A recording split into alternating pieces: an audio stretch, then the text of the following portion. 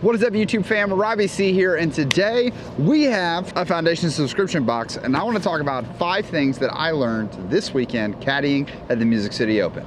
But before we dive in, we have to ask the most important question of the day. How you doing today, Dusty and the entire Wheat family? Y'all having a good one? So catch me if I fall.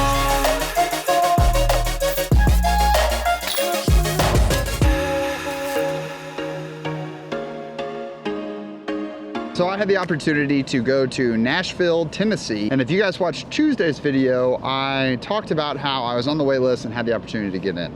But I'll be honest, the closer we got to the event, I saw that weather, and the less I wanted to be in the event because of factors that we'll kind of talk about throughout the video, specifically the third one. It was pretty big. But I wanted to make sure that I still could be helpful while I was there, and in adverse conditions, having a caddy on your bag to help wipe off mud, hold the umbrella over the bag, and just to have like an extra presence so that you're not just alone out there for 4 to 5 hours in terrible conditions can be huge. So I lined up with my guy Sullivan Tipton once again, who last time that we paired up, he ended up getting a top 10 at Worlds, and so I was excited to see what we could do with this course. It was Sully's first time playing the Music City Open. Spoiler alert, he did fantastic, especially in the conditions. And number 3 that we talked about, yeah, it also comes into play for Sully. He shot himself into the top 20, which is awesome. Just awesome. Dude's crushing it this year. Really excited for him, and I think he's definitely, if he keeps it up, on his way to making the Pro Tour Championships, which is the possibility of a huge payday, which is awesome. But I also got a call on Thursday from Cadence Burge because she was going to be on a feature card with Kristen Lett, Katrina Allen, and Silva Saarinen. And if you guys watched the tournament, spoiler alert, 2 of those folks ended up in quite the contested battle for the victory. Really awesome opportunity, and really grateful for Cadence letting me jump on the bag there. Super cool. And actually I felt like that round got to have a little bit of a, what I would think is more of a true caddy experience, unlike most of the time when you caddy for folks where you're just kind of a bag mule there to distract them. Now, like I said, I learned 5 things, but I want to talk about the subscription box first because it is the sponsor of today's video. We're going to be throwing these discs throughout the video, so I want to highlight it real fast. Now, this is March's sub box, but April's sub box is here, and guys, it's hilarious. Multiple custom stamp discs. It's going to be legendary. You definitely want to check it out. Plus, they've just dropped a 2-disc version of the subscription box. So if you want to buy 3 and pay $45 a month to get 3 premium discs, especially with one of them guaranteed being custom stamped as well as a swag item, you can go down to the $32 option, which comes with 2 discs, with one of them being custom stamped and one being premium. Really cool that they're offering it. This box I was especially excited about because it's choose your character. It's retro video game themed. So what do we have here? We have a custom stamped with the Mario themed ESP Cicada. Super cool. I love this because some of them had some swirl in them. Really cool. Then for a swag item, we have, keeping with that Mario theme, we have a patch for your back, which is super cool. Like I said, you still get premium discs, so we come with a premium Champ Valkyrie. Really great. I think the Valkyrie is so slept on, so underrated. And then last but not least, this is a custom stamp that I've been super excited about. So it's a Super Smash Bros sort of theme, and let me walk you through what is going on here with this. As you zoom in, you'll see the details. You've got Connor as Diddy Kong, All Business Bowser. You have Hunter as Kirby. You have Trevor as Link. You have myself as Lucas, and then Jason as Snake. And Jason, y'all, he was just born to be that character. And that's on an MD1. So we're going to throw these 3 discs in the swag item and see what we can do. All right, first throws of the day. So let's see how this goes. We're gonna play to the yellow baskets that are out there. This one's $279. So hopefully we don't have to do anything too crazy. We'll start with the Valkyrie, because I think the Valkyrie is probably the worst disc for this shot, and we'll work our way to what I think is the best disc. But like I said, learned 5 different things that I want to talk about. And the first is that the pros go through highs and lows during their rounds, just like you do. Oh yeah, that came out my hand fast and solid, just not in the right direction. There we go, much better. Ace? So what do I mean by highs and lows during the round? Got to walk with FPO for that feature card, like I said, Silva and Kristen going on to sort of compete and win the tournament, but Cadence was on chase card the entire tournament. And so watching them, there were definitely moments where a putt wouldn't go their way or conditions would go against them. And you could watch the frustration build pretty immediately. How the players handle that frustration is about as widespread as I would say you would even see on an amateur card. You have folks that are a little more outward with their rage and frustration, and folks that internalize it and sort of process it, which is exactly what I would expect. But I think the difference maker between the pros and the amateurs is that for the pros, it feels like lots of the pros have the ability to sort of compartmentalize it and isolate it so that it doesn't just remain this haunting thing for the rest of the round. At least the best pros were able to do so and move on. I think of especially a moment where Cadence was on hole 10, round 1, and she checked her footing, and the landing zone for this hole was terrible. Like, oh, it was so bad. Just muddy, really hard to really put any power or grip into the shot. And so Cadence checks her footing, thinks it's gonna be okay, and she decides to go for a run up. Does a run up, slips, yanks it OB, gets some tree kicks. Like, it just was not a fun shot. And so instantly there's this moment where she starts to be like, oh, she's frustrated. Why did she do that? Like, what a dumb error. And it's all like self-imposed pain is what she's sort of putting on that. And the next hole is one that she struggled with during practice. She felt like she never got a good shot on it, never hit it accurately. And so you can see this spiral start to happen. And as her caddy, I'm watching this and I'm trying to do what I can to like talk her out of it. She throws the next upshot, it doesn't go how she wants to, and you can just see the hole forming. She steps up, grabs the dish she's confident in, and what does she do on the next hole? Absolutely laces it, has the best drive on the card by a mile, and suddenly she's able to like recorrect it, settle herself in, and goes on to have a great rest of the round, even with some bad shots still occurring in there, like an upshot that ends in the middle of a tree and like set of bushes that she has to throw this like Annie forehand out of, throws that extremely well. She's able to bounce out of it super fast, and it was really cool watching where I think for most amateurs, for most folks who are watching these videos, when that spiral starts to happen, until you get out of the round, it would take an amazing shot for you to sort of settle yourself. And so I want you to know that like even the pros get frustrated with themselves. I don't think that you should be upset if you get frustrated with yourself.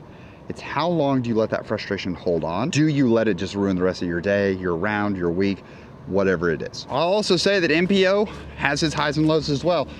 And there was a player that behaved pretty much exactly how I expected them to behave, that like I said, I wish I could have been shocked by it, but I fully expected it. I even asked Sully before the round, like, have we ever played with this guy? Sully kind of told me, yeah, I've played with him when he's doing well, but I don't know how he does when he's playing bad. And my expectation was that he would be a player who you've seen on your card locally. When they're playing good, they're a delight to be around, they're super fun. And when they're playing bad, they make the card miserable for everyone else. So it didn't start going their way during the round and you were like, all right, yeah, this is tough. There was one player who I will name by name that had a tough round, and not only was a delight still for the card, but like, and once again, I don't think that you have to like take ownership of like, oh, I have to make this experience great for everyone on my card. It is a sport after all, and this is competition, so I want to make sure that that's being said. But this player had a tough one, still signed autographs, still did all of the right like professional things, carried themselves in a professional manner where I was so impressed. And that player was Anthony Barella. We got to play with Anthony round 3. The expectations being put upon AB are that he's going to be winning every tournament. He's going to be in the hunt every tournament. The dude throws far, so this course should have been perfectly laid out for him. He started with birdies and then had some unfortunate things where landed in a tree or like was throwing a line and got stuck in a tree. And at one point he misreleases, like you could tell something was off with his like grip or his release that day, and because he would throw shots and then just sort of look down at his hand and be like, And I maybe heard AB like say something under his breath in frustration twice the entire round. And there were definitely moments where he probably should have been more vocal, trying to let it out. Professional, throw it. And like I said, the most like reaction that I saw getting out of it was literally, Including one moment where on hole 12 was the first par 5 of the course. AB grip locks it and throws OB maybe 200 feet off the tee.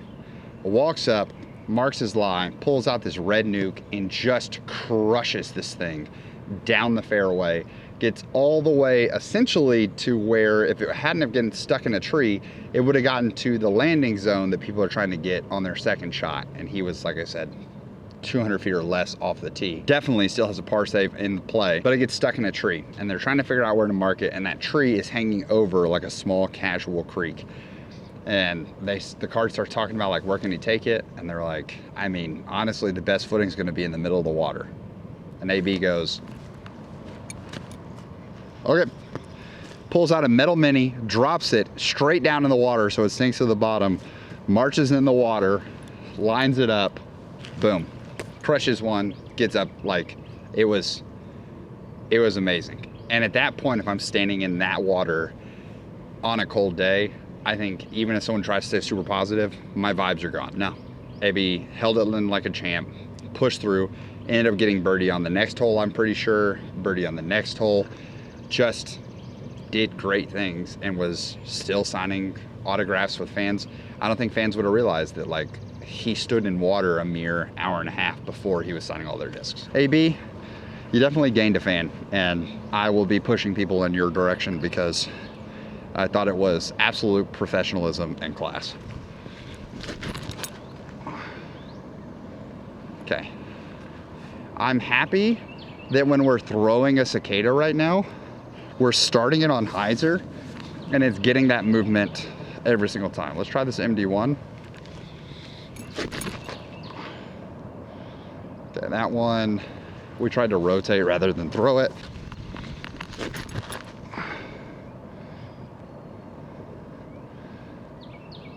Off the top of the basket.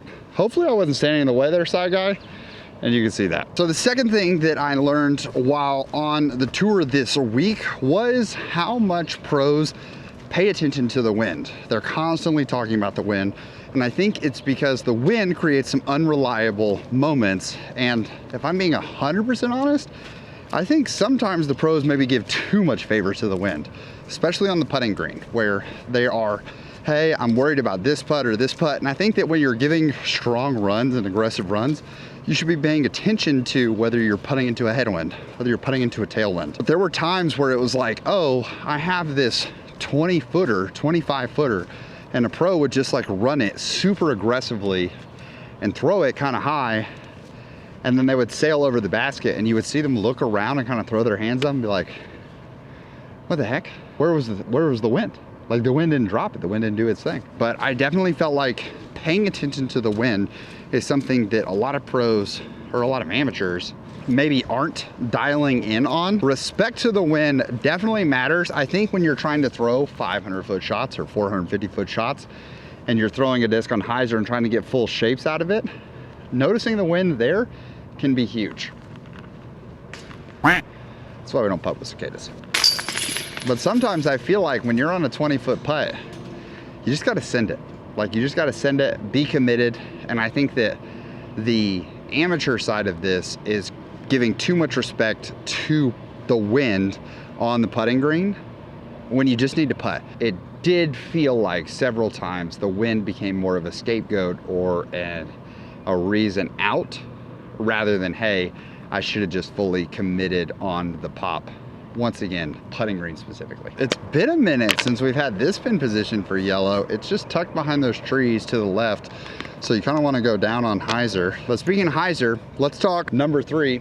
And that is, the pros have so much reliable distance in the wind, and they calculate things based on reliable distance. So I was on the bag all weekend for Sullivan Tipton. Important to note, because I mentioned it, I was only on Cadence's bag for round 1. And Sully is a forehand player. As we stepped into round 2, when the wind gusts were in the 40s, and we were trying to figure out what are we trying to do, what are we trying to throw, execute, things like that, Sully's trying to throw a forehand, and after the round, I was trying to process it because we were back at the Airbnb talking with Gavin Babcock and Alden Harris about it. And I was like, why was Sully's drives getting so destroyed by the wind? And I had the theory that on the forehand, you just get less RPMs than a backhand. So I wondered if less RPMs were causing the disc to be less stable, because other folks seem to be throwing their backhands and snapping them, and the wind was affecting them a little bit, but they were just slicing through the wind. And Gavin brought up that it wasn't just an RPM thing, it's wobble. If you bring out a disc that's less spinning and wobbling, the wind is gonna eat it up. So I was like, wow, okay, so backhand usually creating less wobble, having higher spin. Those are all gonna be good things. The same D1 is kind of crazy, y'all. Thinking about reliable distance, I was like, okay, well, you wanna have X amount of distance. And I knew that when I was playing this event, that if it was gonna be windy, that was gonna be a struggle for me, because as someone who doesn't throw far, most of the time where I've been eclipsing 400 as of late has been on the back of flippy discs, such as a cicada or a trail. But I knew that I had to throw flippy stuff in order to throw far, and flippy stuff in the wind, not as reliable. And then in carrying the conversation on with Gavin, we were talking about the Des Moines Challenge and that course, and how much distance do you need in order to score out at Des Moines, which is where Gavin asked me a question that I thought was very insightful, unlike that putt. If I were to take you to an open field and put a basket X amount of feet away from you, how far do you think you can consistently reach that basket? Realistically, what the question is asking, what are your golf lines? Like, what do you feel like are distance you can achieve? Not, oh, I threw this far in the tailwind once. How far do you feel like you can, like you're stepping up to a hole and it says this and you're like, okay, I can birdie this. So Gavin asked me, how far do I throw? And I let him know, and then he goes, okay, how far do you throw on hyzers? Which takes me back to the hyzer is the most reliable shot in the game. But for pros, they are very much talking about, if the wind kicks up and all these things, what is my reliable, consistent distance? And that's hyzers. Because if I take a cicada and I throw it and it's a full turn flexor to 385, that's definitely not as reliable as being able to grab a Sagara maybe and throw it on hyzer 350 feet. 217 feet just right there. That's gonna be high, it needs to drop dramatically. Well, it's parked. So Sully's round 2 card was Aiden Scott, Gannon Burr, Gavin Babcock, and himself, which the roomy card, right? I remember a conversation on the fairway of hole 9 where Sully has just thrown it down and parked it for the birdie on hole 9. And he's talking with Gavin, who's also thrown his upshot, and started making some moves and getting some birdies. Sully asked him, hey, at what point did you check scores today? Because I saw that you were checking scores. To which Gavin responded that he had checked scores 2 holes before, because pretty sure that Gavin started his round birdie, birdie, birdie, and had birdied the first 3 holes, and then proceeded to par like the next 4 holes or 5 holes, and felt like his round was stalling. So he said, yeah, I checked scores about 2 holes ago because I had to find that spark to get the round going again. And he mentioned for him, when he's playing his best golf, he kind of forgets where he's at in the score. So he's not paying attention to the scorecard necessarily, and he's just throwing and vibing and really trying to just throw the best shot that's in front of him. But there are times where he's just parring hole after hole after hole, and he needs to reset. Maybe he's getting bogeys and things like that, and needs to focus up and see the overall leaderboard to decide, what can I do? What do I need to do? I'm playing bad, but is everybody else playing bad? But the key here is Gavin is a professional who has messed around with this theory on both sides of the coin. Oh, that came out so good. Just my head was too far forward. Oh, that came out so fast. I think that's where the adjustment really comes in, is there's gonna have to be tournaments. If you really wanna lean in and use this spark of the scorecard, the reality is that sometimes you're gonna have to check when things aren't going well or you're stalling and see what it does. Because if you are truly trying to improve as a player, which is what, I mean, the pros are trying to do, right? They're not out there playing one event because they hope that they do really well this one event and that like sparks the rest of their career. They know that it's a journey and they're trying to improve. And so they're willing to, one tournament, one round, check the scorecard, see what happens. because you have other players like Gannon who are not only checking scorecards, but literally watching the coverage in order to see what's going on, what people are saying, things like that. These are players who are seriously looking to improve and want to mess around and don't just think, oh, well, one time I didn't check the scorecard and it worked out really well for me, so therefore I must just not be a scorecard checker. Maybe that one time was an outlier, and you actually are someone who should be paying attention to scorecards. You have more consistent scores when you're checking the scorecard. You're not gonna know till you mess around and change the variables of your competition in order to try to improve. And that word of it starting, I had to get that spark going, just resonated with me all weekend of like, yeah, you got to find that spark sometimes. Even the pros do. Even the best in the world. And the fifth, and truly the most important, is that I'm just reminded every time I go to events how amazing each of you are. Shouted out Dusty and his family at the beginning of the video because I got to meet them while filming a couple weeks ago, and just a delight. Like, it was so fun getting to meet them and feel like, hey, you guys are here watching this content. It is an honor that I do not overlook, that you have chosen to allow my content to be part of your life. And so to get there and hear stories of, hey, I improved, I shot my first under par round, things like that, while meeting y'all in person is just a blessing. And it's so cool to be on a course with the best players in our world, and like our sport even, right? And to be out there with them and to not feel like, oh, these guys just do so much and there's nothing I'm gonna have to offer the world. You guys really do make it feel so, like, it feels so good to be able to say like, oh yeah, this goofy guy just standing in the middle of the park talking to a camera, to have the camera become a face that I met this past weekend for the first time, or getting to see you again at multiple music cities like Mitch. It's just cool. It makes it feel, as an extrovert, it makes it feel less lonely being out here.